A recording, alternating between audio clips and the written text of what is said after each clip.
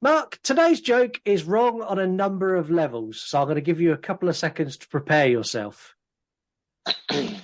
Right, I'm sat comfortably. Okay, so Buffalo Bill is now reformed from his time of being a serial killer, and he was eventually released. He's now super popular with the ladies and he has his own skincare business, which goes to show you he was always right. If you put the lotion on your skin, you do indeed get the hose again. Uh, very on brand this week. But I like it. I thought so. My Dixie Wreck. Guess we're ready for the show then. The writing is atrocious. Not a single joke come even close to remotely landing or being funny. Get a little bit of gasoline. I'ma make it burn. I'ma make it burn. I'ma make it burn. I'ma make it burn. I don't know why, but that is extremely interesting to me. I'm into that kind of thing. Get to the chopper. Sorry. I feel like we're so spoiled by the internet these days. Thankfully, this does wrap up quite quickly. Step back. You're gonna fuck up in a minute. I'm gonna set your place on fire. Let's get higher. How do you know about these people? And what the fuck is this pattern? This effect made me want to die. This couldn't make its mind up on what it wanted to be. Get a little bit of gasoline. I'ma make it burn. I'ma make it burn. Let's go. I'ma make it burn. I'ma make it burn. Hello and welcome to the You Run podcast. My name is Scott. My name is Mark. And we are your premier interactive horror podcast. We're probably not, but I'm saying we are. You pick the movies, you share your opinions, you score them. You can get involved by sending us emails, voice messages. And we've got an abundance of that today. And we've got a message for Mark to read out. And you said if we got a message, you would read it out in your incredibly racist American accent. Oh, did I really? You did, yeah. I need to stop drinking when we record this show. We're going to do the messages first. So we held these off last week because last week's episode was kind of packed with everything. So we got quite a few. So let me get the first one. So this one come through after our awards episode. I was finishing up listening to the awards episode. It was absolutely hilarious. I love the format you guys did, and yeah, all the jokes, and oh my god, at the start it was unbelievable. And yeah, anyway, yeah, that's all I want to say. Really, that's honestly one of my favorite episodes. I don't know what I usually like awards episodes. I don't know why. It's always just different format, a little bit light, you know, and not as scripted. But that was really, really good. I thoroughly enjoyed that. Thanks for asking me to do it, you know, chip into a small part, and was more than happy to. But I mean, even if I wasn't involved, that was honestly one of my favorite episodes ever of the show. So anyway, I hope you're well, pal. We'll talk soon. Bye. That episode is within Dave's wheelhouse, isn't it? 100%. And Dave saying that that's one of his favourites for me means a lot because I know Dave listened from the very, very beginning. So he's heard everything he's heard all the shit we've churned out. And that's his favourite. He's a long stay, isn't he? He really is. We got more messages after the awards. We got quite a lot more messages after the awards. So yeah, let's do the next one. I would just like to say that I was told whatever happens at the award show stays at the award show. So what Skelly and I did or did not do with Bill, first of all, you can't blame us because have you seen him? Yeah, I started thinking about that and I can't even remember what I was going to say. Anyways, yeah, so Deadstream, it was, even though I wasn't involved in making the movie, I worked very hard at watching that movie, like 10 to 15 times. But back to Bill. He's not Disneyland. He's Disney World. That's like, lots of steps up. Is that lots of steps up? I don't know the difference between the two. I've never been to either Disneyland or Disney World.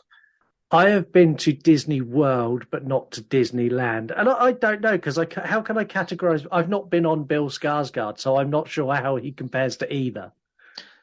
No, but I can imagine what it's like to be on Bill Skarsgård. But I can't imagine the difference between land and world. Can somebody please clarify the levels of excellence between land and world? Yeah, if someone could do that, send a message. Tasha wasn't done, so Tasha had more to say. Please tell me that I'm not the only one who realized that in Mark's roundup of this movie, he admitted that Predators is a horror movie. An hour and right about 37 minutes. He says Predator is horror, and you have it recorded. Did I really? Yeah, when you rounded up Thanatomorphos, you likened it to some of the practical effects in Predator and called Predator a horror movie. How the hell did I make the leap from Thanatomorphos to Predator? We'd been drinking. It was an easy leap, I think. At that point, anything was possible. For the second time already on this episode, I need to stop drinking. Now, do you remember I put out a Buffy reel? And this was the Buffy reel where it says, "This is a work of art." And it shows a picture from the Buffy movie. And then followed shortly by, "This is bullshit." And it showed a picture of Buffy, the TV series. We received a message from someone we've not received a message before, but I believe has been a recommended account of the week, Pro Physical Media. Yes. No, I don't believe he has been a recommended account of the week. Okay, should be a recommended account of the week because his account is fucking awesome. Yes. He had something to say about about my reel.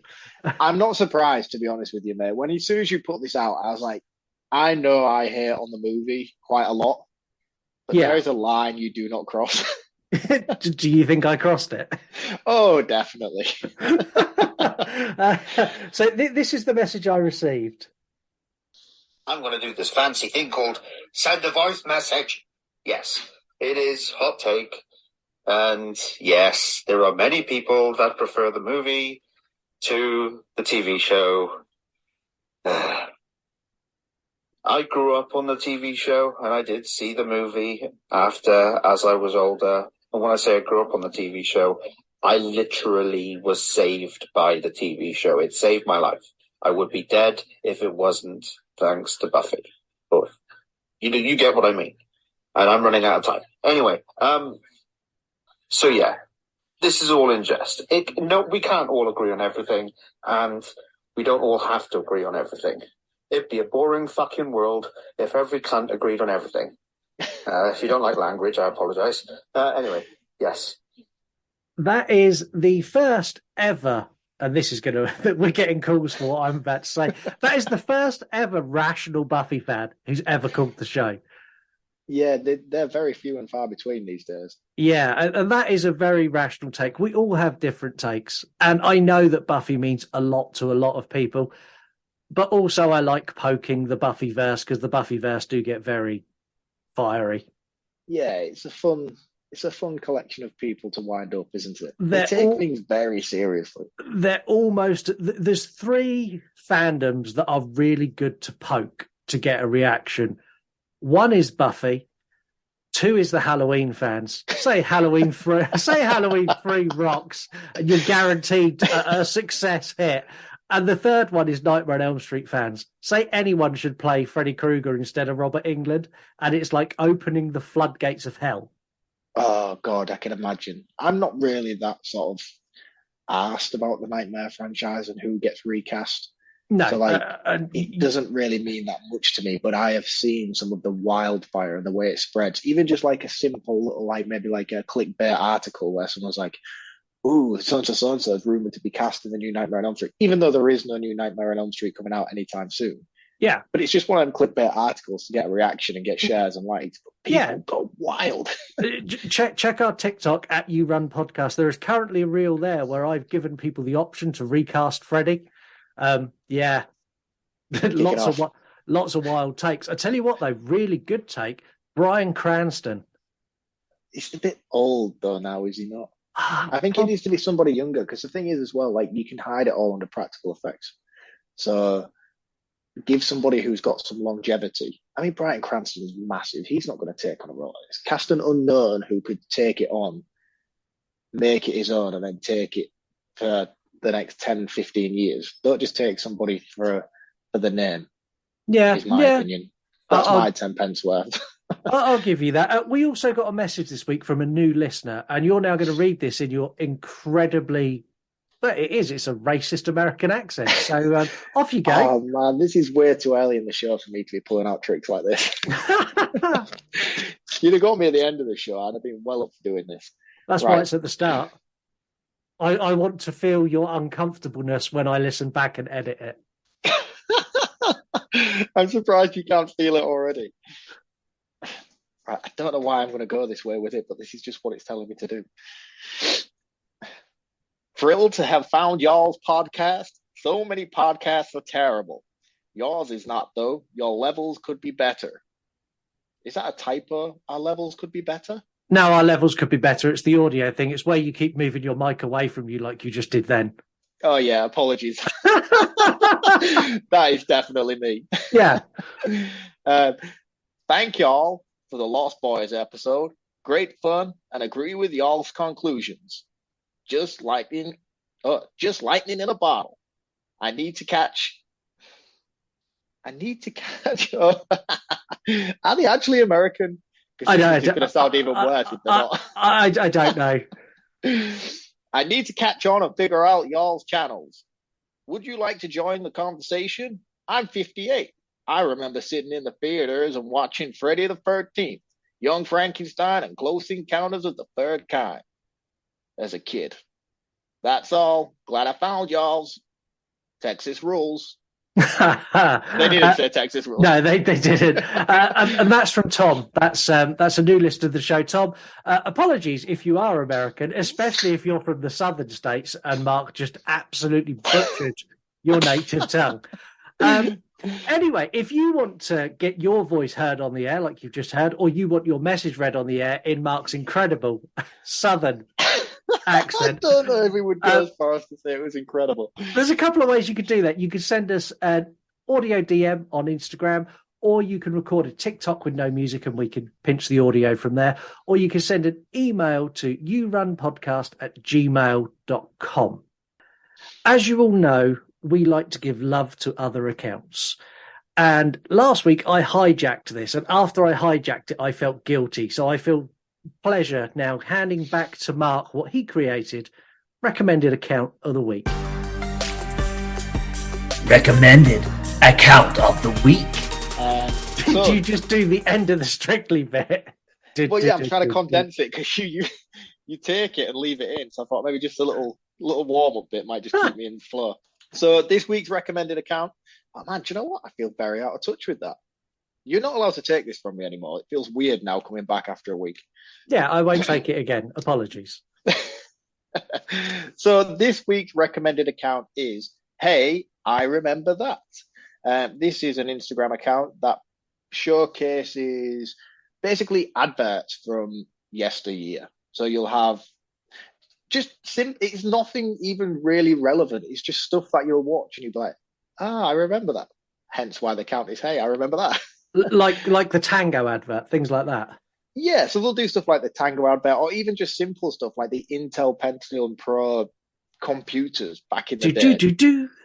Yeah, and it'll just be like a little 3-second video of the advert, or classic McDonald's adverts, Burger King adverts, even Sega Mega Drive adverts.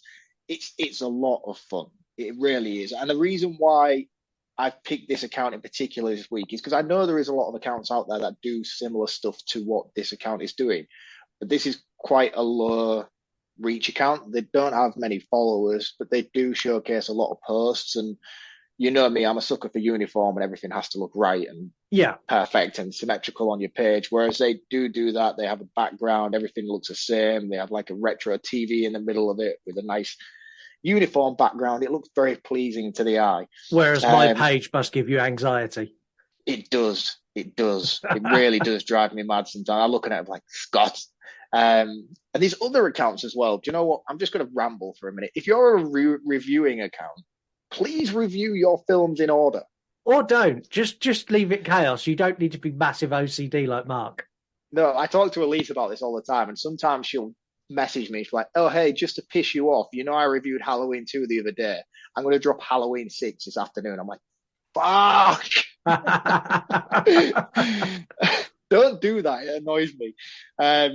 So anyway, this account is really, really good, and I think that they deserve some recognition. So I'd really appreciate it, if not just for them, but for me, if you would go and follow this account and give them a share and a like, and try and spread it far and wide so they can get some recognition that I think that they deserve. And hopefully, the more recognition they gain, they will continue to produce more content. And that's why we're all here. Yeah. The more likes and follows and love we get from the Instagram world drives us on to produce more content. So this is one that I'd like to stick around for the long run. So please go and give them a follow and a like. And that is at Hey, I Remember That. If you try and type it in on your search bar, it's I Remember That. Cool. Right. I'm going to go and follow that now, and everyone else do the same. In the past, we've said, if you feel your account is worthy to be recommended account, message me or Mark and we'll get you on. Now, I found that Instagram accounts are very, very humble, and no one tends to go, yes, I'm fucking good enough. Make it me. So I'm going to change it slightly. If there's an account that you follow and that you like and that you think doesn't get the recommendation or recognition that it deserves, message me or Mark with that account. Yep. Send us an account that you love, that you would like to see get recommended account. Basically nominate someone to be our recommended account of the week. And that takes the pressure off of Mark to find one as well. Yeah, and another thing, let's take it another step further. There's a lot of podcasts out there that have Instagram accounts that don't necessarily garner a lot of traction. But your podcast might be outstanding. I know, Scott, you do quite well on social media with your accounts and you are quite successful. But when you search for a lot of other podcasting accounts on Instagram and search social medias and such, you tend to usually find that regardless of how successful the show is, their social media following is usually quite low. So yeah. If you're a good podcast, I mean, people are listening to us today because they like listening to horror. They like listening to horror podcasts. And if you feel that your social media side of things of your podcast is underperforming, hopefully this platform can help you out. So feel free to message us on that front as well, and I'll give you a shout out. Yeah, I mean, even some of the biggest podcasts in our niche, I mean, some of the absolute biggest have got a third of the followers that we've got. I've noticed some of them. One of the ones that since I got into podcasting, and I know they amassed thousands and thousands and thousands and thousands and thousands and thousands of listeners. But I'll go to their Instagram page and they've got like 125 followers. I'm like, how is that even possible? So yeah, if you fit into any of those niches, anyone you want to recommend, send them our way. We'll give them a shout out. Hopefully they'll be grateful and they'll give us a share, and everyone wins. Today, we are going to go into the mind of a serial killer as he torments a rookie FBI agent by the name of Clarice Starling with various animal-based analogies. That's the one. We also get some full frontal nudity, some masturbation, and some cannibalism. As Clarice Jesus Christ. This is going to be an episode. As Clarice tries to draw the information out of the incarcerated Hannibal Lecter to save an innocent victim from facing more than just the hose. Today, it's time to shut the lambs up. Silence of the lambs. This episode also comes with subtitles. Thank God. You spook easily, Starling? Not yet, sir. He's past the others. The last cell. I'll be watching. You'll do fine. A killer is on the loose. Keeps them alive for 3 days. Then he shoots them, skins them, and dumps them. A rookie FBI agent is on his trail. He's got real physical strength, cautious, precise, and he's never impulsive. He'll never stop. But in order to track him down, she'll have to match wits. I'll help you catch him, Clary. Believe me, you don't want Hannibal Lecter inside your head. With the darkest of all minds. Just do your job, but never forget what he is. Oh, he's a monster. Pure psychopath. So rare to capture one alive. so close to the way you're going to catch him. Do you realize that? Oh, Clarice, your problem is you need to get more fun out of life. You told me you don't spook easily. You call this easy, sir? Lecter's missing hand arm.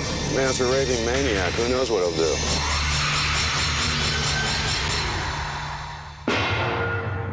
Thank you, Clarice. Thank you. For those of you unfamiliar with the show, we are spoiler heavy and we give you a spoiler warning on anything that's 10 years old. Here you go. You talking about spoilers, and I'm like, look, quit giving a disclaimer. Let me tell you something. This is for all of America and UK and everywhere.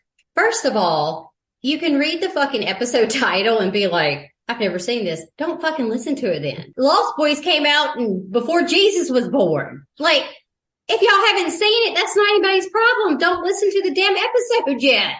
As you all have all noticed, that is a different spoiler warning. That is Heather from Wednesday Wine and Horror saying that we should not have a spoiler warning. And if you're listening, you're a fucking idiot if you think this episode is not going to contain spoilers. Thanks, Heather. She makes a valid point. She does.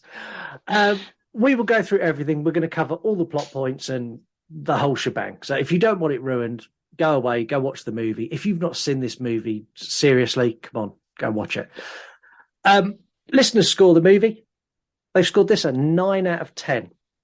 IMDb rocking an 8.6 out of 10, with Amazon coming in at 4.8 out of 5. So pretty high across the board, to be fair. Yeah. Now, the nature of this movie does not necessarily lend itself very well to being described because it's very, very heavy on dialogue. There's lots of one-on-one intimate scenes where us describing it is going to be Clarice sat and spoke with Hannibal Lecter. And unless we do line for line, we're going to kind of give you the gist of it without giving you all of it. I'm also going to address the massive elephant in the room that is the character of Buffalo Bill. So Buffalo Bill is, I don't even know if he is a trans character. I don't know how he would be categorized now. I'm going to refer to him, or we are going to refer to him as he, because that is how he's referred to in the movie. Whether that's right or wrong, I don't know. I'd be interested to get people's feedback on it, but that's how we're going to refer to him. He's not very well portrayed. It's a very bad portrayal if he is a trans man. It's kind of trans man bad. But in 1991, this was miles forward in thinking. There was nothing else like this in 91. We've come a long way since, but when this came out, this was like, fuck. Yeah, I think it's Dr. Lecter himself who mentions at certain points in the film that I think it's when Clarice is trying to hunt for him. She's like, where would I find him? She's like, you will possibly find out that he is wanting to transform, and he may have already applied for multiple surgeries but being rejected for it. So I guess you could say that he is a trans man, but not being able to fulfill his need, hence why I'm not saying that because he can't fulfill his needs as wanting to get an operation to change is why he's killing people, but obviously that is what spurred on his need to do what he does. And I'll be honest, when I viewed this and in the 90s and when I viewed it again today, I didn't look at this as, oh, he's a serial killer because he's a trans man. Or a trans woman. I looked at this and went, he's a fucking crazy serial killer who wants to make a skin suit out of people. His sexuality didn't come into the equation. He's just a psychotic but that's because killer. we're looking at 2022 and we're forward-thinking men. But I genuinely believe that that's how this film was profiled and how it was written by Thomas Harris back in the day. I think that because of his inability to fulfill his needs, I think they were trying to insinuate that is what has driven him to, which is wildly inappropriate and wrong. Yeah. But I do think that was the nature of the intention of this, not necessarily the film, but the book itself. Yeah, I think you're kind of there with that. Also, we're in 2023. Thanks for taking us back a year, though. We don't want to go back to the pandemic years, do we? No, I'd rather not. I like being outside again. I wasn't a big fan of lockdown. Right, with all that being said, we open with the FBI training facility in Quantico, where we meet trainee Clarice Starling, played by Jodie Foster. She's on an obstacle course, which when I was watching it, I was going, I could do that. I could do that. I couldn't do that. I think I could do that. Fun fact, that is actually an obstacle course at Quantico FBI training headquarters. That is actually a course they trained the FBI on in the 90s. Oh, that's cool. I wonder if she actually trained for it. Yes, she did vigorously. Wait till we get to fact. There's lots of FBI facts in facts this week. Cool. I feel like there would have been. It would be very relevant for him to put her through that kind of grueling process, I think. Yeah, and the FBI were heavily involved in this movie. Heavily. Really? Heavily. I'll explain later. I think because it showcases them as a profession so closely, I think they kind of have to be, really, don't they? Yeah, probably not to the levels they are, but we'll get there. She's met on the course by another FBI agent who tells her boss, Jack Crawford, wants to see her. Now, Jack heads up behavioural science department, and he's got an interesting opportunity for her. He wants her to visit Dr. Hannibal Lecter and present him with a VICAP questionnaire form for him to fill in. And he bills this as kind of, it's not even like it's an assignment. It's like, I need you to do me a favour. Yeah. And I think it's more, he wants to send her because she's kind of what Hannibal Lecter would want to see. But I think it's also that I'm not going to waste an agent. I'm just going to send a trainee because it's going nowhere. Yeah, I think he obviously clearly has ulterior motives using her to do the job, but he plays it down to her very dumbly. Like, I don't expect him to talk to you. This is a case of ticking boxes. Go in, do what you need to do, follow the script. And if he says nothing, excellent. If he says something, even better. But we don't expect results. Yeah, just go and see the crazy guy. You'll be fine. Yeah. It's kind of how it's billed. Now, she makes the connection that Buffalo Bill killings are happening and this could be linked to that. And she makes that in his office. She is a very well-equipped agent. Physically, they show you straight away, and mentally. And they show you straight away she is a very capable character. And I love the fact they don't portray her as an idiot. No, she's very aware of her surroundings, and she picks up situations in the room very easily. And one of the greatest scenes that showcases that comes later on when they're in the car, which I'm sure we'll get to, and he asks her to assess the situation, and she just reels off all this stuff. I'm like, wow. Yeah, she's really, really capable, really competent character. Just quick, her car is absolute dog shit. I don't know if this was like before they assigned FBI agents like company cars, but her car is an absolute heap. Yeah, but I think you're a student, aren't you? Yeah, you're a student with a shit car. She heads to Baltimore State Hospital for the criminally insane. She arrives and she meets the slimiest guy in the world, Dr. Chilton. I fucking hate Dr. Chilton. Oh, he's like, do you need a guide around town? I could be your guide. Fuck off, you slimy old pervert. I fucking hate him. Yeah, and he's kind of leading her down into the maximum security area of the hospital, which is right in the basement. She handles this exchange better than most women in modern days would have punched this guy in the throat. And she beats off his advances. She's like, oh, if I'd have known it was a no, I wouldn't have bothered coming down here. And she's gone, but then I wouldn't have got the pleasure of your company for this lovely chat and walk. It's like, good for you. You made it. Oh, yeah, because Chilton thinks like he's coming down to be part of the interview, and she's like, oh, I'll take it from here. And then he starts getting really snotty with her, doesn't he? He's like, well, I wouldn't have walked all the way down here had I known this was a situation, sort of thing. Yeah, and she immediately, you can see the cogs ticking in her brain. She's like, nope, turn on the charm. She starts flirting with him in order to gain that level of privilege that she needs. Yeah. Like, very smart woman. Very, very clever. She goes through a security checkpoint where she surrenders a weapon and she hangs up her coat, and she's given the rules. Stay to the right. Do not approach the glass. Do not touch the glass. Do not give him anything except soft paper. Nothing is passed in and out of that cell unless it goes through the kind of like shutter box. And there is absolutely no exceptions to this, because last time he faked a heart attack and we let him out, he pretty much massacred a female nurse. Yes. It's like, and we don't go into too much detail on this, but we get to see this scene in the TV series, and it's brilliant. Yeah, and we see a photo. There's a photo that Chilton pulls out of his wallet to show like the mangled face. It's like, why is that in your wallet? I'm curious to know, why does he keep that in his wallet? Yeah. I know, it's like that. That's where you keep like photos of your kids and stuff. And she just carries that around. It's like, oh yeah, by the way, Hannibal Lecter, he did this. Look at this. Yeah. I wonder if he uses that as his child line when he's at the bars and stuff, trying to hit on underage women. Pervy man. Yeah, there's a Philip Schofield element about him.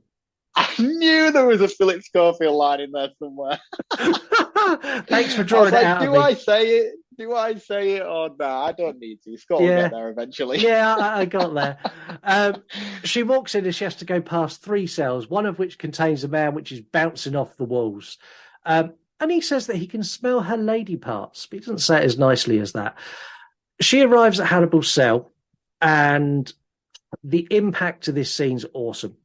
He is terrifying from the second you see him. He's just stood there, and you watch her walk down, and he just kind of stares at her as if to say, "What the fuck do you want?"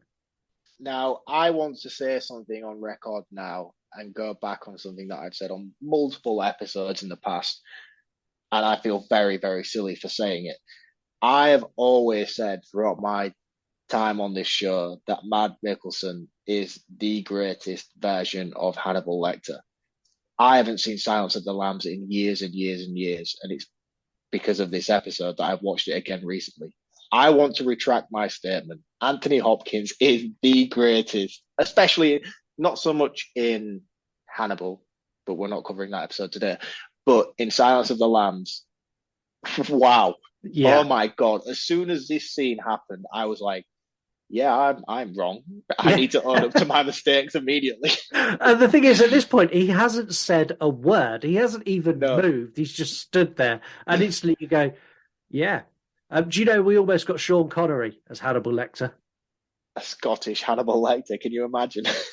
And this is how I escaped the Rock. I ate his fire beans with some... The two of them start off with some pleasantries, and Lecter basically he's already prodded her straight away. I don't know that. I told you, man, you need to watch out for this shit because they're coming for us. Yeah, anyone who didn't pick up on that, my Alexa just spoke. I've just muted her. Shh. He asked her what the guy in the cell said to her, and she does not miss a beat. And she's like, well, he asked if he could smell my see you next Tuesday. He said he could smell my see you next Tuesday. I don't know why you're spelling it. We've already had one of our guests already say it today on this episode. We have, but I don't want to say it. And then he sniffs through the hole in the glass. He's like, I can't smell it, but I can smell the moisturizer you're using. Also, you wear some perfume, but you've not put it on today. It's only faint. It's like, wow. You're creepy. And he knows the brand, the Avion brand of moisturizer that she uses. Yeah, and he knows the perfume brand as well. He's like both of them, and he just like sits there with kind of this smug, sinister smile. It's like, yeah. Then the conversation's going really, really well, and then she just kind of goes, "Anyway, I'm here to get you to fill this questionnaire in." He's like, "You fucked that all up. We were having a lovely conversation, and you've ruined it. Why did you ruin it?" And this is when he mocks her for sounding like Heather. I knew this was coming, and I wasn't going to be the one to go there. No, I thought I'd get in there first. So he mocks her for having a southern accent. Not too dissimilar to the message I read out earlier. All very similar. He's really harsh, and you can see that it upsets Clarice. Clarice is like, because he's like, I can see you're wearing a nice suit but cheap shoes. You're probably the best in your family, a southern girl from blah, blah, blah. And he literally just describes her whole life and how she's fought, and she's like the best in her family. She's obviously got the best job, but she's still just really a country bumpkin at heart. And you're like, you bastard. It's like you're a stone throw away from being white trash, and you're clearly trying to better yourself by getting a reputation as being an FBI agent. Yeah, it's really, it's really cold. hard. It's very cold. Yeah, and he's kind of done with her now. He's like, anyway, this conversation's over. Thanks for coming. As she leaves, the wild cellmate slings cum in her face. I think he's called. It's disgusting. Yes. It lands in a fringe, and it's rank. It's not good. It's awful, absolutely awful. And In 91, this shocked a lot of people. There is no way in the world we would get this in a mainstream Oscar-winning movie today. This won Best Picture at the Oscars. And rightly so. And rightly so. But you would not get that in an Oscar-nominated movie today. Fact. No, I don't think so. Lecter is really pissed off by this. It's offended him. It's upset him. And he calls her back and he tells her that she needs to find Hester Moffat. They may be able to help. That's one of his old patients. When she goes outside, she stands and cries by her car. And I think fucking rightly so. I think I'd cry by my car if someone slung cum in my face. I would be finding the first toilet and sticking my head under a tap. It's just so not nice. It's like, if you sign up for that, if you're like into that and it's like a relationship thing or like an OnlyFans thing, yeah, great. Fill your boots, but not like from a random stranger. I don't think anybody's ever really into it, are they? Let's be honest. I don't. I always feel the guilt afterwards. What, when you're wiping it from your chin? Clarice is incredibly clever, as I said earlier. She works out that the name is not important at all. It's actually the phrase that Lecter used. She noticed it was kind of out of his usual way of speaking. And he said, look deep within yourself, Clarice. And this leads her to find your self-storage. Yes. Genius. Brilliant. Absolutely brilliant. And this is where we head next. But again, this is like, I feel this is more like a test from Lecter's part as well to test her capabilities. He's like, he can see something in her, but he's not sure whether she's good enough for him to invest his time in. Because it's clear that Hannibal Lecter has like patience for a certain amount of things. And he's like, I'm going to give you this little bit, because this shows no relevance to anything they've discussed or anything, obviously, we find out that is going on within the plot of this film. And it's like, do this. If you crack this code and you manage to muster this together, we'll see where we go from then. And there is quite a long period of time in between these two situations, because it's not until Crawford actually reminds her and he's like, the name he gave you. I mean, you can clearly tell a few days have passed since and she's done nothing with it. And it's like, oh, the name he gave you, have you done anything? She's like, oh, well, I followed a few leads and nothing really came of it. He didn't have any ex-patient. It wasn't after that interaction with Crawford until she realized and was like, maybe I should look into this a bit further. And then she starts putting it together and discovers that it's an anagram for something. And then that obviously then leads her to where we go next. Yeah, to your self-storage. She's met there by the owner of the storage facility, which is Mr. Burns from The Simpsons. It's the only way I can describe him. She can't get the door open and his driver won't help because he won't do manual labour. There's this big burly driver sat in his car just looking, going, struggling with that, aren't you? But she's not deterred at all. She goes and gets the jack from her car and jacks up the storage unit. And she even gives him a business card and says, look, if this drops when I'm in there, don't fuck around because everyone knows I'm in there. Call that number and they'll come get me. Yeah. Again, just showing initiative from her as a person. Yeah, it's not the normal horror movie trope of, oh, I'm in, let me go in. Locker shuts behind it. It's I could go in here and get trapped. So here is my card. You have the ability to make a phone call. If I get trapped, phone someone, they'll come get me. Brilliant. Yeah, yeah. Always 1, 2, 3, even 10 steps ahead of every situation she's in. Yeah, always. It is very much mirrored in Hannibal Lecter. They have a very similar, they're always 1 or 2 steps ahead of everybody else around them. The sequel, Hannibal. No. In this, Hannibal Lecter in this. Oh, right. Apologies. Sorry. His character is 1 or 2 steps ahead of everyone else apart from Clarice, and she is 1 or 2 steps ahead of everyone else as well. Yeah, it's like they're both interconnected on this same sort of playing field, and they're using everybody else around them as pawns at all times. Yeah. Once we get inside, we get a look at Lecter's collection, which includes a vintage car, various art and sculptures. The car's an old hearse. It's covered with an American flag. Pulls the flag off, climbs in the back, and she discovers a head in a jar that belongs to Benjamin Raspail. Yes. Practical effects, spot on. Looks like a head in a jar. I would believe it's a head in a jar.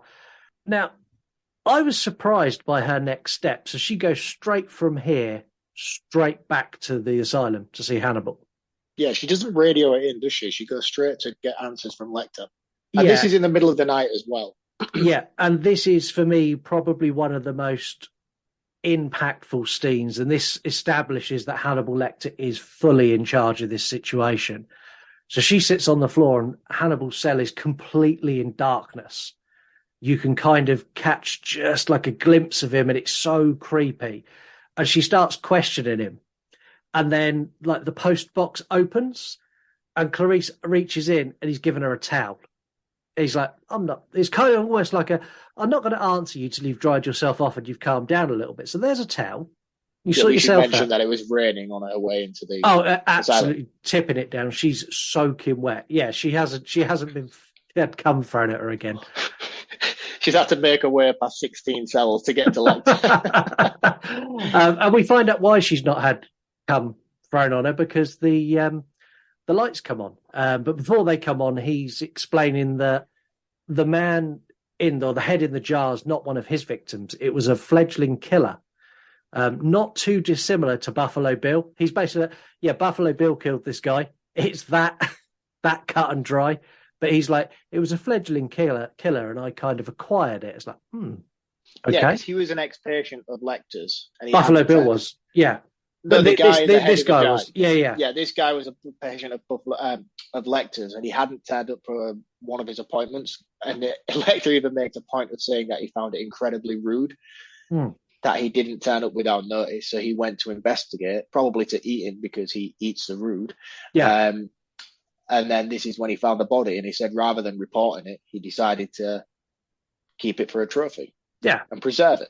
Yeah, it's finders keepers. Yeah, exactly. This is where Lecter basically says, I can help you catch it. And I love the bait here. It's like, I know you want to be a great FBI agent. What a better way to be a great FBI agent than to work with one of the most notorious serial killers to catch the current most notorious serial killer. I'm offering you everything, but all I want is a room with a view. See, you're a true crime man. Buffalo Bill currently has 5 body counts at this stage. What level of kill count do you need to be considered notorious? He's there. He's there with 5? With 5 in the quick succession, he's done it. He's there. Right. It's really important to point out now that when the lights come on, so when you first see Hannibal Lecter's cell, it's covered in drawings and paintings and books and all the stuff that are his creature comforts. They've all been taken away. And there's a TV that's playing like gospel church TV on a loop, which has been really loud until she come in. This is a punishment because Hannibal Lecter convinced the guy who threw cum at Clarice to kill himself by swallowing his own tongue. Yes. And this was as revenge for what he did to Clarice. What could you say to a guy to convince him to swallow his own tongue? That takes some serious convincing. I think it's just a point of proving how influential he is as a man with his mind games and his talents as a psychiatrist to be able to command that level of power over the human psyche. To get somebody to do that within this has been less than 24 hours. Yeah, he's done this. I do apologise. No, it's been 3 days. Yeah, it's been a couple of days, but in a couple of days, he's convinced him to off himself because of what he done was offensive and rude. Yeah, just by talking to him through a brick wall. Yeah, is it too much to say we need more Hannibal Lecters in the world? No, not at all. I'm a big fan of this guy's work. We now cut and we see the world through night vision goggles. And we see, shall I call her a fuller-figured lady? Kidnapped. Now, she is kidnapped in a way that is ripped off in The Black Phone. It's a guy who's, can you help me? Can you help me? Yeah.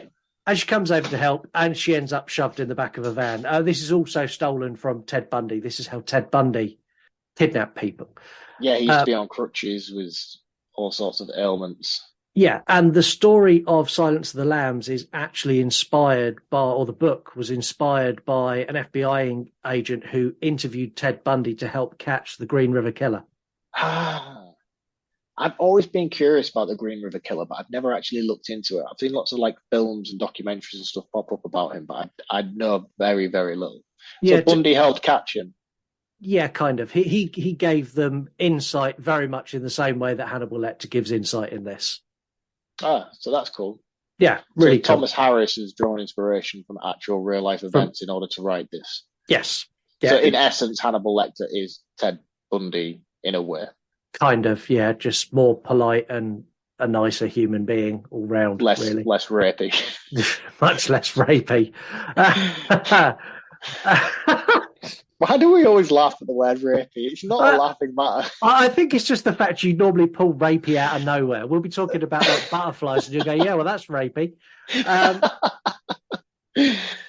We cut back to Quantico where we see Crawford tells Clarice to accompany him to Buffalo Bill's latest crime scene. On the mini little plane ride there, we get Clarice deliver her profile. She is incredibly proficient with this.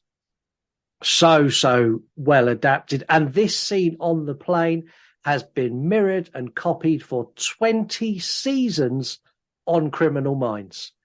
The profile is delivered on a plane in the same way and has been since the very first episode. Is it really? I've never seen Criminal Minds. It is it's this scene, but someone different delivers the profile every week. For 20 seasons. 20 seasons. And there's 22 or 24 episodes per season in that show. So if I just watch the first episode, I pretty much know it all. Yeah, it's actually quite good. They refer to lots of real serial killers. It's quite an interesting series, but we're not talking about that. Moving on. Her profile is spot on. She gets age, race, height, type of killer, the fact he's getting better, he's never going to stop. She's so accurate with this.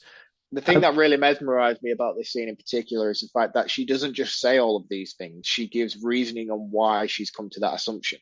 Yeah. So like a lot of cases when you have stuff like this happen in films, a lot of people will be like, oh, he's a white male, he's 6'6", he's done this, he's got mummy issues, right. And it's like, but why? But whereas she's like, oh, he's got mummy issues because of this, he's had this sort of childhood, or he's had, do you know what I mean? Like without going into too much into specifics, she gives background on everything she's trying to explain. Yeah, and she gives context. She gives proper context to what she's trying to say and justifiable reasons, which all make logical sense when she says them out loud. But the kind of assumptions someone such as Neanderthals as me and you would never really get to. Yeah, I say that more on my own behalf. You have a very successful true crime investigative podcast. I would never make these kind of assumptions. we do, where I am just a voice in the background and Heather takes all the intelligent decisions on that show. Well, while you two work your magic, I'm the guy in the background that's trying to push the red button that says "Do not press" on it. Yeah, that's it. When they arrive at a coroner's office, and it's in a small little sort of backwater town. There's cops everywhere, and this is like a coroner's office / funeral home, and the full funeral in full swing as well. Crawford says to the sheriff that they're going to talk alone due to the sexual nature of these crimes. He doesn't want to talk in front of Clarice. It's like, that's so wrong. And I knew what he was doing at the time, and I was still like, you're an asshole. Yeah, and she even calls him out for it in a later scene and says, I know what you were doing. You were trying to gain authority by belittling me, but I just want you to know what you did wasn't right. Yeah. And he fully accepts it and apologizes. He's like, yeah, you're right. And fucking good for her, because he leaves her stood in like a lobby area with about 20 local cops eating donuts, staring at her. Yeah, and they're all looking at her as if to say, female. Girl. How dare you, girl? Girl in a police vicinity. What is this? Eventually, they're all in the autopsy room, and Bill's latest victim is there. Clarice here is great. She commands the room, commands the scene. She's like, look, I'm sure the family appreciate everything you've done, but basically, fuck off now. I need to do my work. This scene is graphic, where they show the body, they show the back of the body, and they show that she's it's just not very nice. And like Clarice is again being really clever, going, she's not a local girl. She's got glittery nail polish. That wouldn't happen here. She's from out of town. Yeah, she's got multiple ear piercings. Something like that would not happen in a small town. She would be banished. Yeah, exactly. We don't do that down these parts. Man, you sound like you're from Cornwall, not Southern America. Cornwall, Southern America, they're kind of the same. They're taking photographs of the body and they find the big diamond patches that have been cut out of her back. When they roll her over, they also find a cocoon in her mouth. Fun fact, the person on the bed was actually a person. Do you know what, man? And I was going to ask, because every single time I watch this film, I'm like, you are incredibly still. Yeah, it is. Somebody, because it focuses on her face for such a long period of time as well, while they're ruffling around inside her mouth. I'm like, that is either incredibly well done prosthetics for the time period this film came out in, or that is a real person who is incredibly still. And I was like, maybe it's the way they're holding her face so she can't physically blink or move. No, she's a real person. Also, the thing that they pull out of the back of her throat, they actually put it in the back of her throat and pulled it out with tweezers. It was made of sweets. Incredible gag reflexes. Well done to her. Yeah, lucky guys. Or girls, who knows? But one thing I wanted to address in this as well is she makes the discovery that he's picking out these women based on them being slightly oversized for purpose reason that he's then going to capture them and starve them in order for the skin to be more stretchy, if you will. Yeah, to basically give slack on the material he needs. We don't know who's making the skin suit at this point. Spoiler, he is. And this is where they leave. That when they get back in the car, this is where Clarice calls him out, basically going, "You're an arsehole for what you've done to me there." And he, as you say rightly, he just goes, "Yeah, sorry. Yeah, shouldn't have done it." And instantly, he's like, "Yeah, I know." Have you seen the Hannibal TV series? Yes. Crawford, who's your Crawford? I'm not really warming to this. I know you're not supposed to necessarily warm to him, but I don't particularly like this version of Crawford. And it wasn't until we'd seen the Hannibal Lecter TV series. But Lawrence Fishburne is Jack Crawford, man, through and through. Yeah, I mean, they're both good and they've both got very unique takes. I mean, we nearly had Gene Hackman in this, so let's just... Really? Yeah, let's be thankful for small miracles with what we got. Oh, that would have been awful. It would have been terrible. Yeah, that would have been really, really bad. I'll get to it in facts, but yeah, Gene Hackman owned the rights for this when it was made. Is that why they didn't do Red Dragon first? No, he wanted to do this, so he bought the rights for this. But we'll get to that in facts because there's lots of battles over who owns the rights and who should own the rights, and which is still an ongoing battle today. Hence why the TV series couldn't do Silence of the Lambs; they could only do so far into the story. Back at Quantico, Clarice takes the cocoon, the chrysalis, whatever you want to call it, to a couple of her friends. This is like, I don't know, it's like the weird dungeon basement of a museum.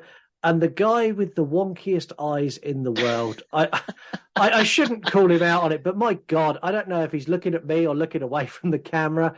And I mean, fair play to the guy, though. Oh, fair. He hits on Clarice like there is no tomorrow. This guy has got no worries with his self-esteem whatsoever, and good for him. But I looked at him and went, where are you looking? Are you looking at me? Are you looking over there? Are you looking at Clarice? You're looking at her ass and her boobs and her thighs all at the same time. How we don't get in more trouble, I'll never know. Hey, this is on you, man. I'm not making fun of wonky eyes. No, not at all. Her friends identify this as a death head hawk moth and tell her it's not native to the US. It's only found in certain regions in the Far East. In reality, these moths migrate to Europe, the US, and in certain seasons can be found off coastal regions of the United Kingdom, including Cornwall. Oh, cool. I have a tie with that from this film, actually. I don't know if you can see that. Oh, yes. Yeah, cool. That's great. That works so well in a podcast medium. Thanks for sharing. Yeah, you can call that now. I just wanted to brag. No, I think what you need to do is send me a photo of it and I'll add it to the episode release day so everyone can at least see your tattoo, which is very cool. Okay, now we'll give a bit of context. As this discovery is made, it is revealed that Bill has kidnapped his latest victim. It's the daughter of Senator Ruth Martin. And we get our first real look at Bill and his setup that he's got with this girl. She's down a well, and this is where we get it puts the lotion on its skin, or it gets the hose again. This is terrifying. This guy is fucking nightmare inducing. Yeah, and I really like this scene for multiple reasons. I think Ted Levine is it Levine? Yeah. Yeah, I think he's an incredible actor, and we have seen him in everything. Films that you wouldn't think he was in, he's actually in, but you don't realize it's him. He's that kind of actor. And I spent most of my youth growing up seeing him in everything and be like, oh, that's that guy, and then not being able to associate the fact that it was actually him playing Buffalo Bill. Because he looks so different in this to everything else he usually plays. He usually plays like an older cop sergeant or like a grumpy guy in the office. Yeah, and he's arguably the best actor in this movie. He is, but I have big issues with him in this film, and it's not because of him as an actor, because this scene in particular showcases how talented he is by when she's in the well and he's trying to get her to put the lotion on and she's crying for her mum. You can clearly see how distressed he is by her emotion. Yeah, to the point that he snaps and says, put the fucking lotion on your skin. Yeah, then he clearly just breaks because you can see him wincing and pulling away emotionally, oh my God, what am I doing? To the point where eventually we've all had those moments ourselves where you get that upset with yourself that you just feel pure rage and just lash out. And you can see that him in this, and that's just a great showcase of his talents. But one thing I find really, really hard with this character in this film is he's always constantly overshadowed by Lecter, and I never ever find him as a threat because of how threatening Lecter always is. He's always that presence in the background. So when they're trying to make him out to be this sort of nightmarish figure, I just never feel it, knowing that Lecter's only a couple of scenes away. Do you know what I mean? Yeah, because let's be honest, put him and Lecter in a room, there's only one person walking out of that room, and it's not Buffalo Bill. And Lecter probably wouldn't even have to get up out of his chair. No, convince Bill to do it himself. Exactly. With the knowledge that the senator's daughter has been captured, Crawford gives Clarice permission to offer a fake deal to Lecter to get information to try and save the senator's daughter. She visits Lecter and offers him the deal.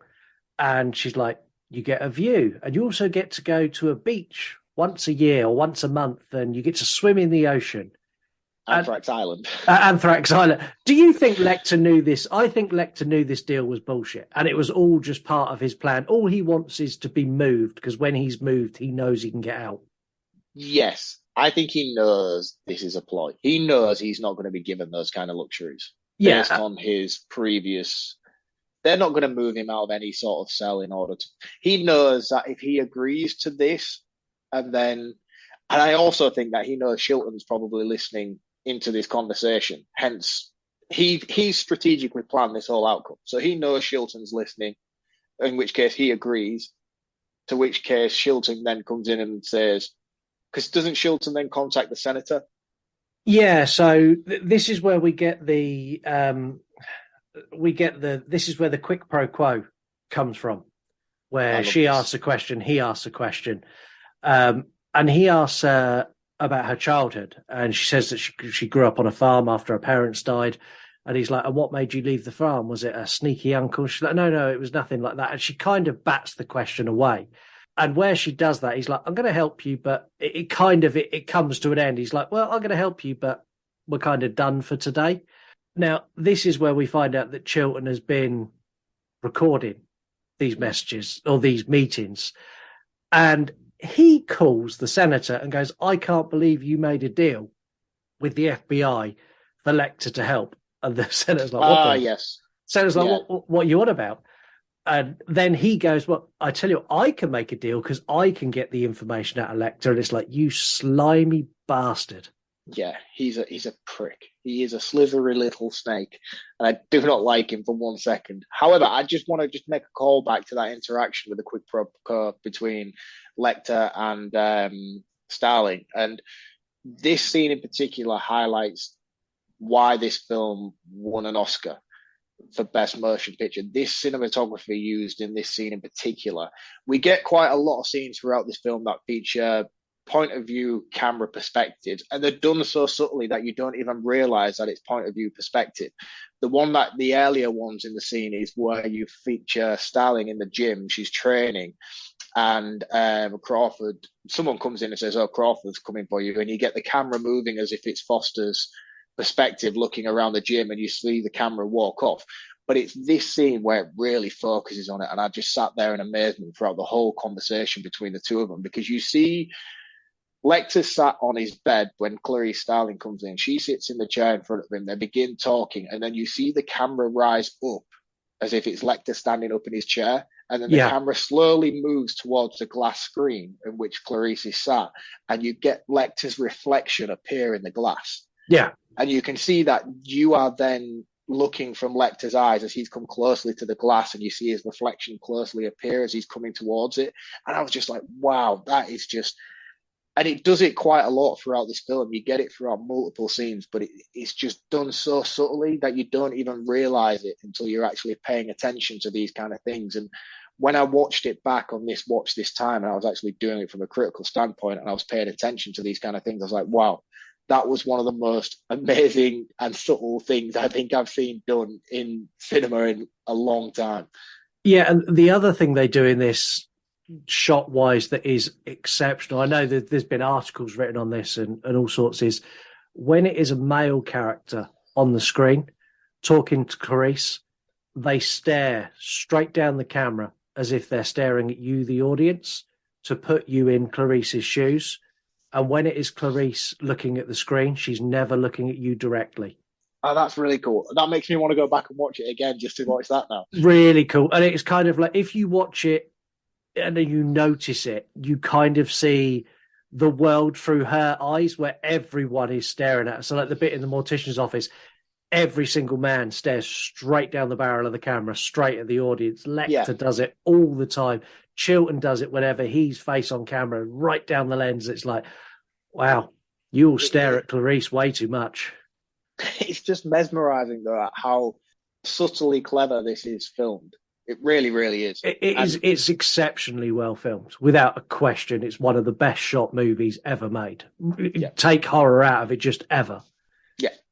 So this is where we get Chilton comes down to Lecter's cell, and Lecter's kind of strapped to the board and he can't go anywhere, and he hasn't got the iconic mask, but he's got a plastic mask across his face, and he offers Lecter the deal that he's done, and he's basically like, you're going to dance for me, you're going to be my little dancing monkey and make me look great, I'm going to get you a room with a view. That's the deal. It's the only deal available to you. And Lecter agrees, and he gives him a first name, but says he'll only share the surname with the senator directly. And this begins the transport of Lecter from Baltimore State Hospital to Tennessee.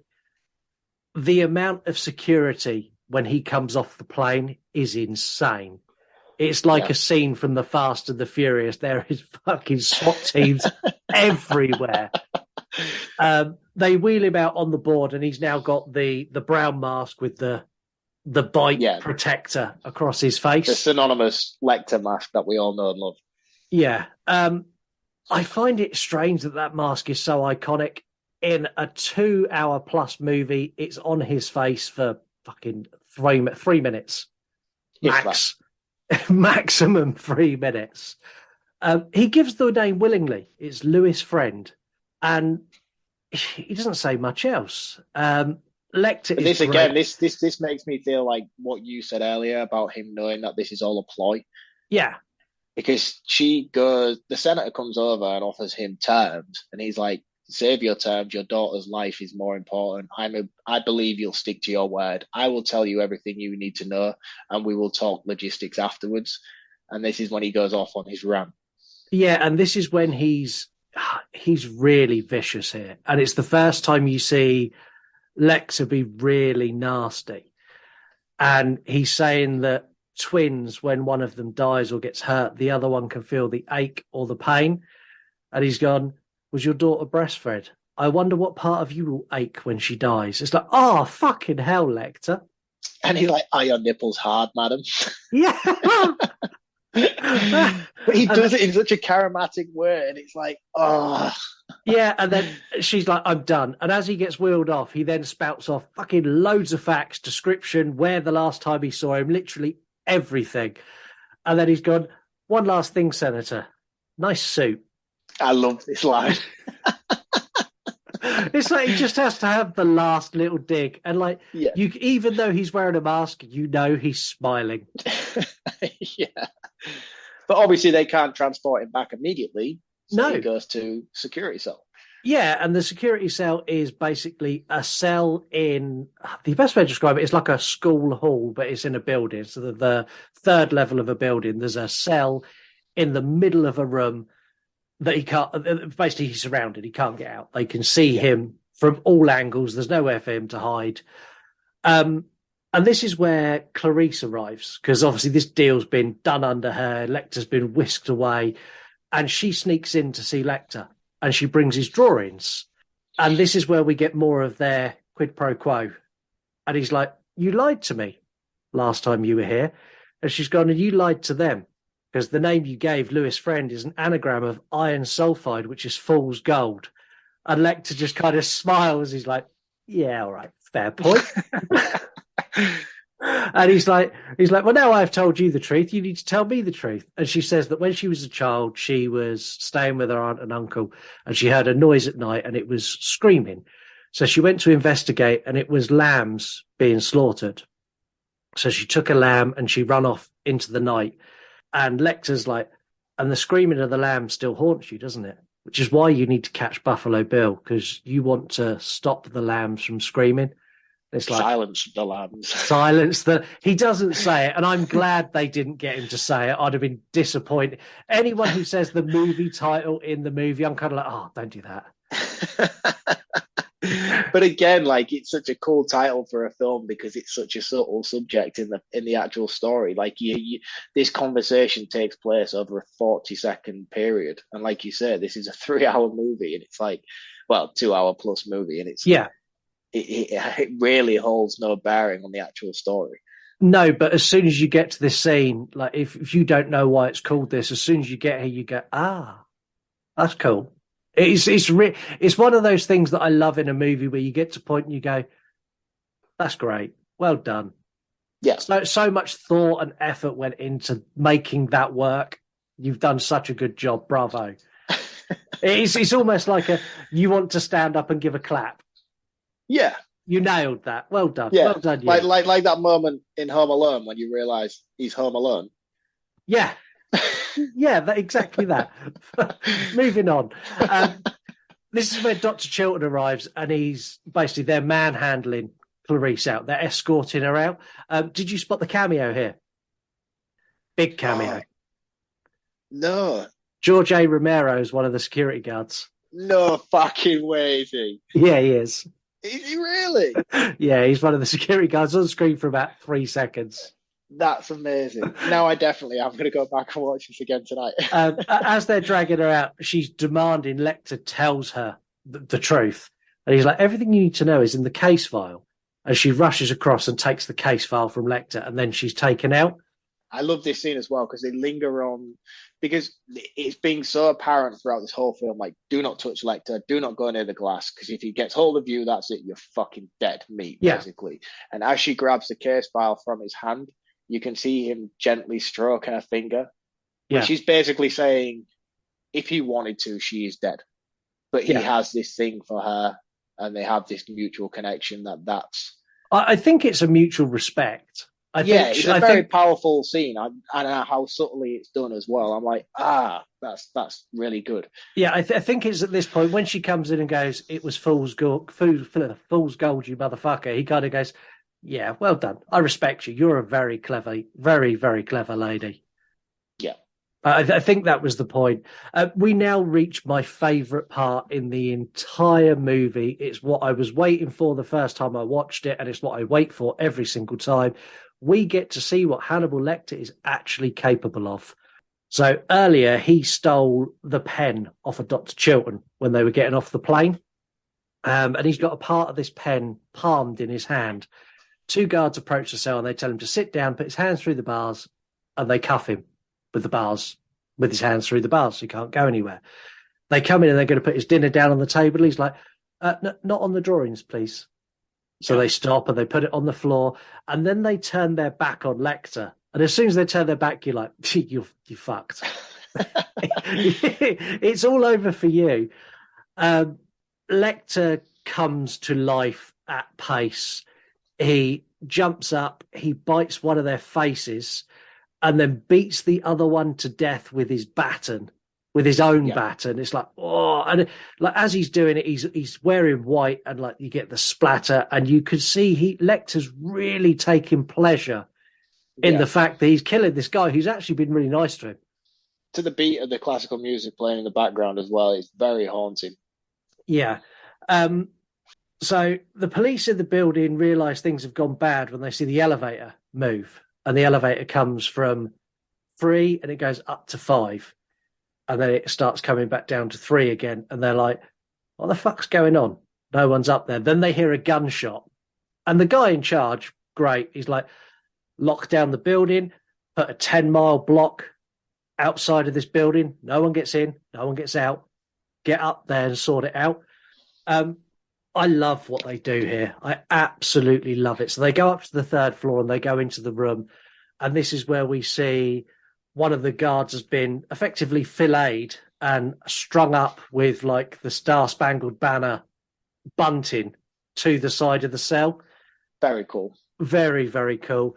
One of the other guards is on the floor and his face is all cut up, and they lead in and go, he's breathing, he's breathing. The paramedics come in and they start treating the guy on the floor. They get him down in the lift. And as they're coming down on the lift, they see blood dripping onto the guard from the roof of the lift. And they're like, we think he's on the roof. So they get the paramedics, wheel the guy out, and you've got like 30 cops with their guns pointed at the hatch to the elevator. But before they do that, they send like 2 guys up a couple of floors and open the lift shaft, and they can see a body laying on the top, and they shoot it in the leg to see if it's alive. It's very, very clever. And this whole time, everything's playing out. You're just like, what is going on? Obviously, from a first-time watch point of view, I would love to go back and watch this film again, having no idea or never having read the book, to know how this plays out. Yeah, I mean, this is awesome. And like they open it and the guy swings down, and the guy who swings down is the security guard. And instantly I went, oh, Lecter cut up his own face. And then it cuts to the ambulance and you see Lecter peel off the face he's cut off the other guard. And, brilliant. It's absolutely outstanding. And the best prison escape ever. Yeah. I include Prison Break in that. Yeah, I include it too. Wouldn't it have been a cool addition to Prison Break? If Michael Scofield just cut Bellick's face off and wore it as a mask. No, I was thinking stick Hannibal Lecter in the same prison they're in and have him as a character. We need Lecter to help us. Yeah, I don't think their morals are on the same path to you. No, I really don't. This is one of the best escapes. It's also one of the best movie fake outs. If you've not seen this fake out, you have a mind-blowing moment when he peels that face off. It's like, wow. Yeah, and I know how this plays out, but every single time I watch it, I'm like, fuck, that is so cool. So I like where this goes next as well, because we now get kind of 2 investigations and we flick between them. So you've got Clarissa's discovered that one of the victims knew Bill, and she's kind of working down that case file and tracking the case that way. And she's done this because she found something that Lecter had written in one of the case files. Yeah. And this was just enough to spur her going, oh, shit, so he must know that person. It leads her down one path. The FBI are following leads based on what Lecter told the senator, and they're kind of both heading in the same direction. We see Clarice interview people in the town, and we get the FBI team sort of turning up with SWAT, and they've got like a guy who's like carrying flowers, and it just every time it reminds me of the game Hitman. So he's carrying flowers, and then Yeah, you then cut to the senator's kidnapped daughter who's down in the well, and she's trying to use a rope with a bone tied on it, and she manages to drag Precious, who's Bill's dog, poodle, horrible dog, don't like it, drags that down into the well with her. We also get, this is the scene where Bill is doing his makeup, and he's doing the I'd fuck me. Yes, to Dancing Horses, is it? Yes. Goodbye Horses, sorry, not Dancing Horses. I'm not too sure. Susan Boyle did a banging cover it though. I remember that one. And we now get the dancing, which is incredibly similar to Mark's dancing for recommended account of the week. The tuck is included. Should I do a tuck?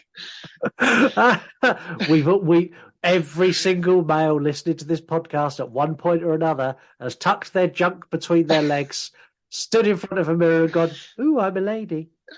Every single one, you included. I've never done that in my life. You lying bastard. Now, I hate seeing dogs hurt in movie, but as far as I'm concerned, this dog is an accessory to murder and deserved all it got. It's a dog, man. Leave it alone. It's a poodle. I'm not a fan of poodles.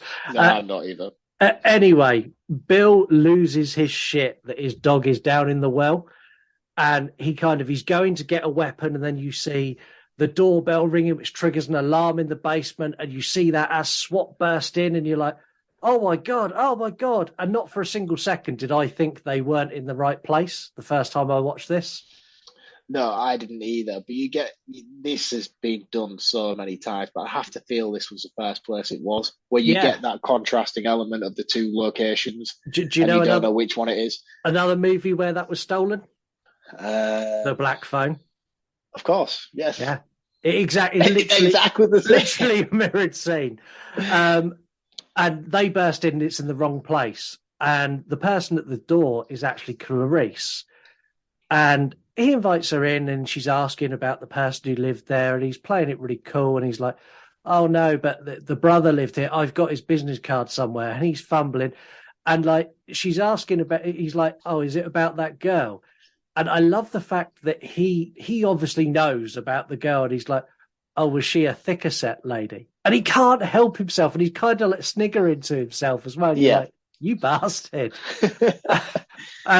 Clarice, all she had to do here, because she twigs, she realizes, she sees the moths, she's like, fuck, I'm in trouble here.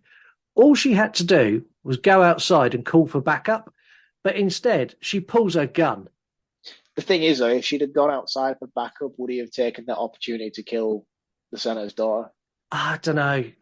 I think she had a little bit of time, but anyway, she pulls the gun. They have a little bit of a gunfight, and this leads to Bill running off into the basement. I love the way that he runs off and like drops the cards behind his back as a flutter as he sneaks through the door. It's very. The only thing that's missing, he didn't go ha ha ha as he ran away. I'm free. I love when she gets down in the basement. You've got the girl, or the senator's daughter, is going wild. Save me, save me. She's like, look, I'm the FBI. I'm going to save you, but I have to leave you for just a minute. And this girl's like, you bitch. Do not fucking leave me. Yeah, she loses it, doesn't she? Do not leave me in this fucking world. She's like, look, I have to. Yeah. And she goes off, and this is where the lights go out.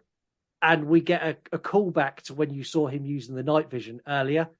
Yes. This scene is brilliant. I mean, he's right behind her, and then he's in front of her, and there's like a point he almost strokes her face, and you're like, it's awful as fuck, isn't it? You can't help but every time you're just like, oh, don't touch her, don't touch her. Yeah, and then he pulls the gun back to cock the gun.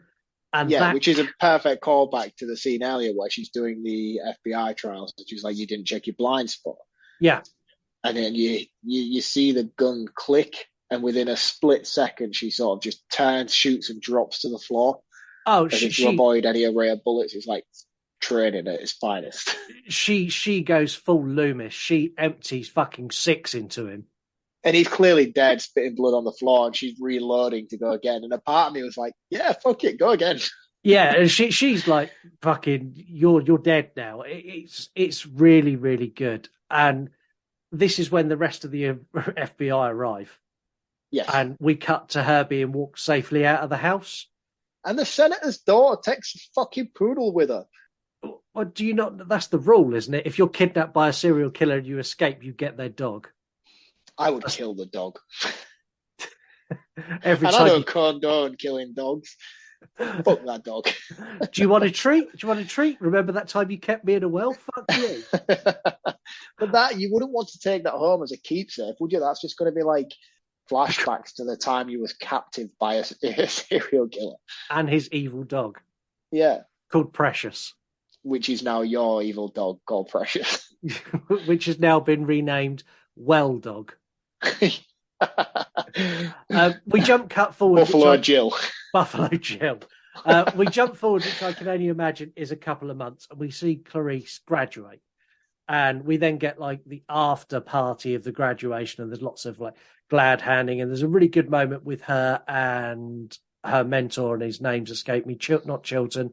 Jack Crawford. Jack Crawford, where Jack Crawford kind of just acknowledges that, like, well done. I always saw something in you. Well done. The amount of times I've seen this film, why are the bug guys there?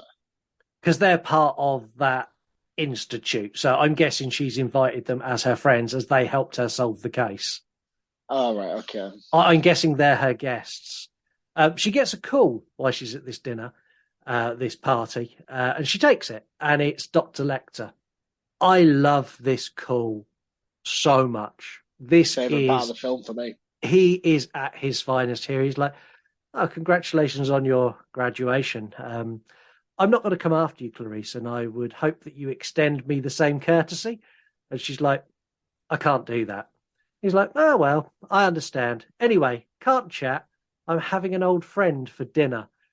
And it pans back, and as it pans back, he's somewhere abroad somewhere, and He's in Jamaica. He's in Jamaica. And as it pans back and spins round, you see Dr. Chilton get out of a van. And it's like, oh, yes, yes, Brilliant. yes, yes. There is an alternative ending to this that they, or not an alternative, an extended ending to this that they cut, but you can find it if you look hard enough. So in the extended version of this, you see this scene, and then it cuts to a room with Dr. Chilton strapped to a chair. And Hannibal Lecter picks up a blade and goes, "So, Doctor, where would you like to begin?" Perfect. I would have liked that. They deemed it was too dark for the movie, so they cut it. Yeah, because to be fair, this is pretty similar to how it ends in the book. And then in the follow-on book, Hannibal, Chilton is just registered as missing, even though it's rumoured that Hannibal has killed him. Yeah. But we get a very different take to Chilton in the TV series. In the TV series, he is incorporated into the Red Dragon mythology, and he has his lips bitten off and his face half eaten by Francis Dolarhyde, who is the Red Dragon, and then is later set fire to in a wheelchair. Yes. I can't remember who actually plays that role in the book. I think it's Loomis, the journalist, who takes that role in the book. But in the TV series, it's Chilton who takes on that persona in the Red Dragon. Yeah, and I hope at some point we get the sequel to this movie on the show. I'd love to do Hannibal on this show because I love Hannibal. Unapologetically love Hannibal. Fantastic. Best. I can't argue that case anymore after watching this film again recently, because this is the perfect encapsulation of Thomas Harris's work. So but what they do in that TV series is just astoundingly good. No. Hannibal the movie. I want to get Hannibal the movie on this show. We don't do TV series. No, because I have made gripes with fucking Julianne Moore. She is not Clarice Sterling for me. No, she's not. But Hannibal Lecter's still Hannibal Lecter. Anyway, let's find out what everyone else thinks of this. Well, I think it's time for 3-word review. Yeehaw! We've got the coolest account name in the world, Blood Splatter Chatter. Cool. Fire as fuck. And they're an art lover and horror fan. We've got Myers Girl Red Run, Bill Skins Fifth, and they're a pro Halloween queen. And that's the headline that you see first in The Office right at the very beginning. Then you see it stuck up on the wall in Bill's house as well. It's a newspaper clipping that says Bill Skins Fifth. Tinkerbuff, Hot and Heavy. They're a horror cosplay account. Lady Crisis, I'd fuck me. And she's the TikTok queen. Narcotic Casserole 25. This is horror, question mark. They're a horror account. Now, this is a question that's brought up a lot. I'm going to address it now. Whenever a horror movie is so good that it appeals to the wider audience, it kind of slips into more than just being a horror movie. Everyone asks that question. This movie is about a serial killer who kidnaps and kills people. 100%. This is as a horror movie can be. Yeah, just because this is more digestible to a wider audience doesn't mean it's stripped of its title of being a horror film. Yeah, and this was written as a horror novel, and it's played as a horror film. And it's a horrific film. And I see so many people go, it's a thriller. It's like, no. How many thrillers have you seen where someone bites someone's face off, skins their face, and wears it as a mask? Show me those thrillers, because I've not seen them. I've seen horror films less tame than this that are still categorized as straight up horror films. Sharknado being one of them. If Sharknado classifies as a horror movie, Silence of the Lambs definitely is a horror movie. Yeah, I just think that's a wild statement to make, that this is a thriller. I listened to a podcast yesterday, and they weren't actually reviewing this, but this come up in conversation. And they were like, well, we don't talk about that because it's not horror. And I was like, whoa. Wow. Take a step back. I think you'll find it is. Too right. I'll argue that to the end of the earth, man. This is as straight up horror as horror gets. Yeah, come at us. If you think this is a thriller, come at us. We'll come back. Facts and fuck-ups. The forensics that come to take the photo of the body and the corpse, you said how good that looks. Mm-hmm. There is one point in this where they're touching the face, and they didn't cut it out. It's right at the end of the shot. The corpse blinks. Oh man, I looked so hard as well because I was so convinced it was an actual person. It's like right at the end of the shot, just as they're about. It's like half panned off screen, and there's a blink. Agent Starling, when she first interviews Hannibal Lecter, she's wearing coloured nail polish when she sits down. When she gets out to her car, it's not there anymore. And everyone has considered this an error. It's not. This is to show that she went to the bathroom and washed and scrubbed so vigorously after getting cum on her face that she cleaned her nail polish off. It's not an error. Oh, that's pretty cool. Really cool. That seems like a really minor thing to pick up on in a film like this. And something that's so subtle as well. So Hannibal Lecter mocks Clarice for sounding like Heather. I've already said it once. I may as well double down. Now, that was not in the script. That was ad-libbed on the spot.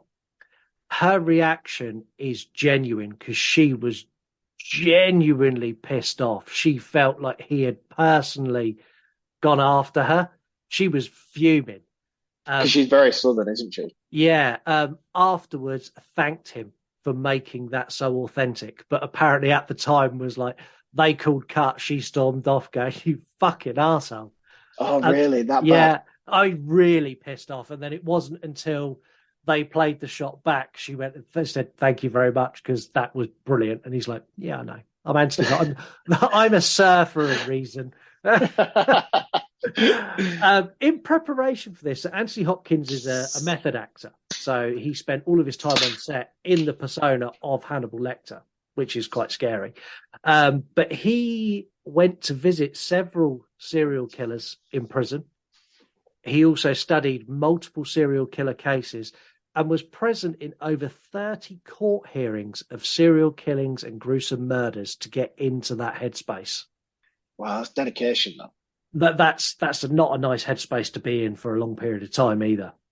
No, I heard a rumor that like his wife couldn't look at him for like a year after seeing his performance in this film. I think it was the woman he was dating at the time left him. Oh, I think they were married. I think were they married? Got divorced based on his performance in the film. Like she couldn't look at him. Couldn't separate the two. Yeah, she couldn't separate the two, and actually like left him and divorced him based on his. The thing is, though, I'm categorising all blokes the same, but we're all the same. if I knew that Lisa was slightly disheartened by like a character I played, it would be like, we're about to do it. I'd be going, so Clarice, are you ready? I just would. And every bloke would do that. We'd all have that moment where she gives you a dirty look and you go, the production received the full cooperation from the FBI. And when I say the full cooperation, they got everything. So they got FBI agents and FBI consultants on set every day that anything to do with the FBI was involved, to ensure that everything was authentic and genuine to how it actually is. The FBI also helped market and produce the movie out to the wider audience because they saw this as a potential recruiting tool for more female agents, because they had a serious lacking of female agents in the early 90s. That's cool. Really, and I can cool. see why that would work as well. Yeah, 100%, because they make Clarice is so capable, and they show that it is such a male-dominated world, and they show her fucking rise above everyone and go, look how good I am. They make it so appealing, and I imagine they got a huge intake on the back of this movie. Yeah.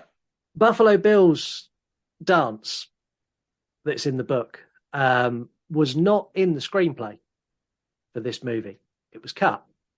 Ted Levine said he wasn't happy that that was cut. It had to be there, and kicked off to the point that midway through he went, if you're not putting it back in, you're going to have to reshoot everything else with a different Buffalo Bill. Really? He was like, that is essential to define this character. If you take that out, this character means fucking nothing. And I would agree with him as well.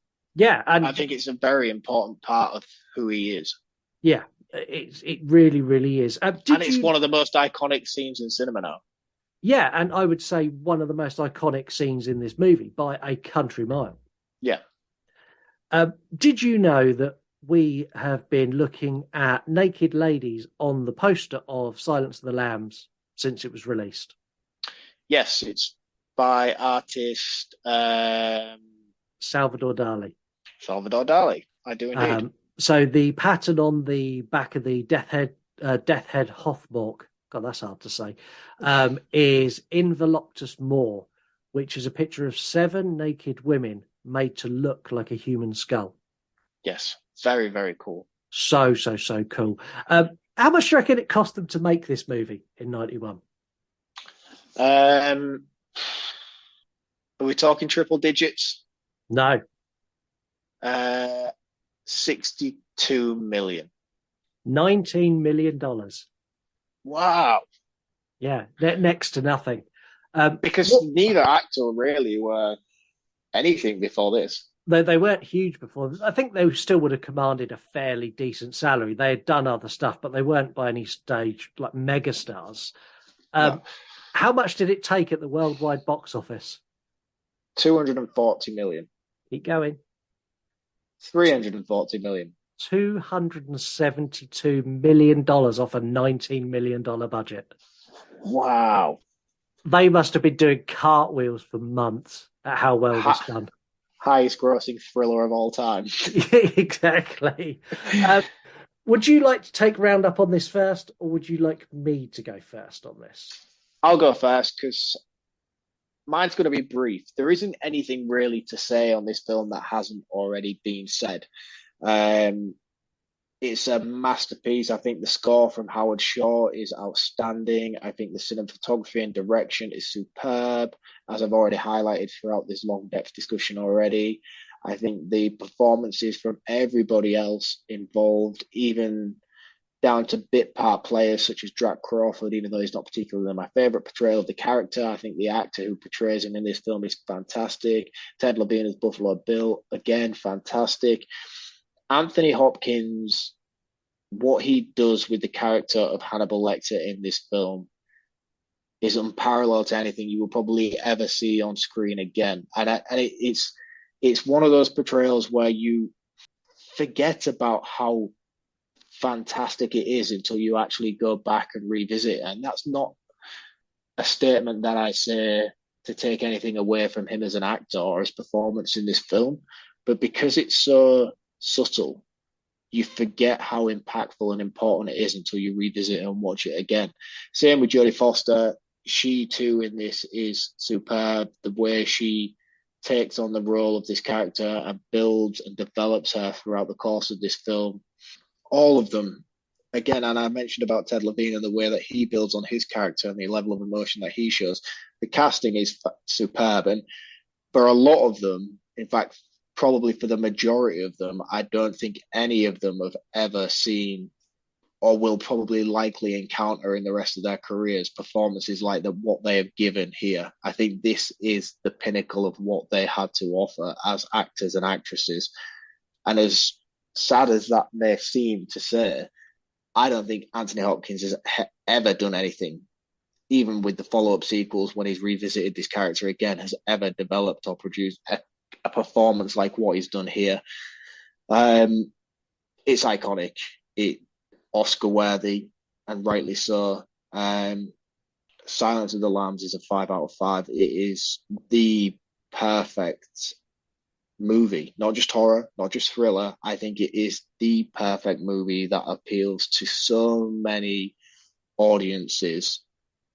It's a masterpiece. It really, really is. And I say that genuinely meaning it. There isn't many films that you come across that can encapsulate so much. And I know it's got a long runtime, but can encapsulate so much in such a short runtime for what they managed to do.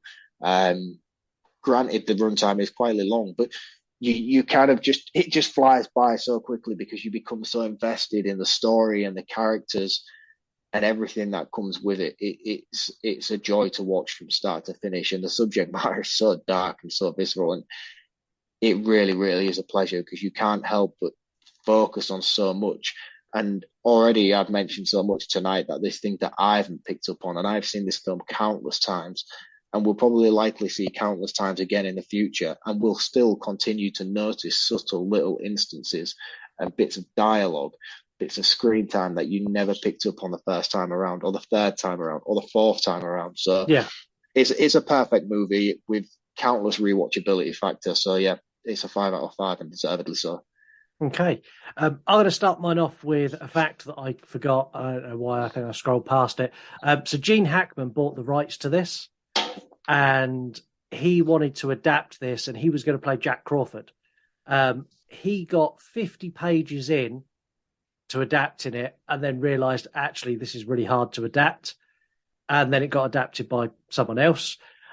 Jodie Foster tried to buy the rights to this and realised Gene Hackman already owned them and was really pissed off.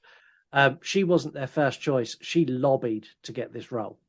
She fought hard to get this role going. Look, I've been trying to buy the rights to this. Make me Clarice Starling. Yeah. And she got it. But that's the fact I missed. Anyway, into my roundup. Silence of the Lambs is a masterpiece of cinema. It cemented Hannibal Lecter as one of the most iconic horror villains ever. Personally, I think Hopkins plays the role better in Red Dragon and in Hannibal, but he owns the character every time he's on screen. It's well thought out. It's well delivered. It's Oscar-winning levels good. It won Best Picture, Best Screenplay Adaptation, Best Actor, Best Supporting Actress, Best Support. I mean, this cleaned up at the Oscars. Overall, it's fabulous, and you have to add it on a watch list. I have a minor gripe with this movie, and I'm being overly critical. There are a couple of scenes that are too drawn out, and I really don't like the flashbacks we get to Clarice's childhood, which is why I left them out of my run through. And for that's the only reason it loses a point. It's a 9 out of 10, and that's 2 weeks in a row I've agreed with the listeners. Oh, that's cold, man. Silence of the Lambs can be watched everywhere in the US and the UK, and you can rent it. Or you can watch it HBO Max in the States if you have a subscription. Guess the year. So last week was a date that I can't remember, but I'll add it to our Instagram story. For everyone who got it right. I do keep track of who got it right, but I'm midway through recording. It's on my old notes and they're not on my screen. My movie this week is The Lost Boys. Nice. And my song is I Still Haven't Found What I'm Looking For by the Joshua Tree. Oh, what a banger. Yeah. Still have water. Yeah, that one. What's your quote this week? So my quote is something I've tried not to necessarily pick the one that you would normally go for with this film. So my quote is, I used to tell myself that. I used to try and pretend I was dreaming of all the pain. But don't kid yourself. Some things have to be endured. And that's what makes the pleasure so sweet. Okay. I don't know what that is. I know what year it is, but I don't know what movie it is. Well, of course you know what year it is. Yeah. We are back next week. We take on the original adaptation of Stephen King's Pet Sematary. So you need to go and watch Pet Sematary. Don't forget to support us wherever you can by leaving us a 5-star review on Apple or Spotify. You can get our merchandise at yourunpodcast.com. You can also go and support our sponsor, Dubby Energy, by going to dubby.gg and using code URUN10 at checkout for 10% off. Make sure you follow us at URunPodcast everywhere. If you don't like me and you just love Mark, you can follow him at MW_horror_reviews or at MW_horror_VHS on Instagram and on TikTok. But until then, be safe, watch Pet Sematary, and remember, sometimes dead is better. Nice. I thought so. It's a new thing. We'll catch you next week. Cheers, guys. Bye-bye. Before I forget, you want to die tonight? The cheaper, nastier, the better for me. Would you have stayed after this? Sorry, man. I was completely off guard there. He's in his coffin. He's the undead. This was the best bit of the film. This is not the last time someone's going to steal your man. Yeah, Mark's not a nice guy. You didn't notice this scene. It looks like he's got an extra leg. Yeah, I've got nothing. I've literally got nothing here. Surely that'd be even worse. The more listeners we have, the worse that's going to be. Yeah, but I will just get a new phone. Oh, I tell a lie, actually. Yeah, because we used to have teletext. Art the Clown makes Michael Myers and Jason Voorhees look like pussies. I can only assume that this was due to budgetary reasons and they couldn't afford enough extras. Are you going to have Busta Rhymes in your list of characters? Mate, I can't believe you don't know Idle Hands. I'm going to ram my foot down his fucking throat. It was awesome. It fucking wasn't awesome.